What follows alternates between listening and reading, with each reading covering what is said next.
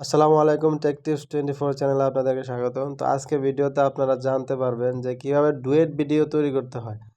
তো duet video তো ২ ভাবে করা যায়। তো আমি আপনাদেরকে একভাবে করে দেখাবো। তো এইজন্য আপনাদেরকে ১ম এ যেতে হবে CapCut অ্যাপসে। তো CapCut অ্যাপস আপনারা ইনস্টল করে নেবেন। আমার ইনস্টল করা আছে। তাই সময় যাতে না হয় এজন্য আমি ইনস্টল করে নিলাম আগেই। তারপরে CapCut অ্যাপস ওপেন করার পর এখানে দেখুন নিউ ভিডিও এবং এডিট ফটো। তো আপনারা নিউ ভিডিওতে ক্লিক করবেন। তো নিউ ভিডিওতে ক্লিক করার পরে আপনার যেই ভিডিওটা ডুয়েট ভিডিও করতে চান সেই ভিডিওটা আপনারা এখানে ক্লিক করবেন।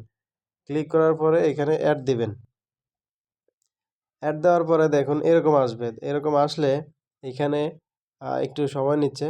দেখুন এরকম আসবে। এরকম আসার পরে দেখুন নিচে এখানে আসে edit, audio, text, effect, overlay. এখানে আপনারা এই ওভারলেতে ক্লিক করবেন। ওভারলেতে ক্লিক করার পরে এখানে দেখুন অ্যাড ওভারলে আসবে। অ্যাড ওভারলেতে ক্লিক করবেন। ক্লিক করার পর আবার যে ভিডিওটা আপনারা ডুয়েট ভিডিও তৈরি করতে চান আমি বোঝার স্বার্থে বা এক্সাম্পল হিসেবে সেই ভিডিওটাই আমি দেব। তে ক্লিক করে আবার এখানে অ্যাড ক্লিক করবেন। অ্যাড ক্লিক করার পরে দেখুন এই ছবিটা এই যে এই ভিডিওটা একটার উপর একটা চলে এসেছে। তো এখানে নিচে দেখুন এই যে কর্নারে আপনারা চাইলে যে বড় ছোট সাইজ রিসাইজ করে নিতে পারবেন। এখান থেকে রিসাইজ করার পর এখানে আরও একটা আছে অপশন দেখুন এখানে এই যে নিচে দেখুন অনেক অপশন আছে।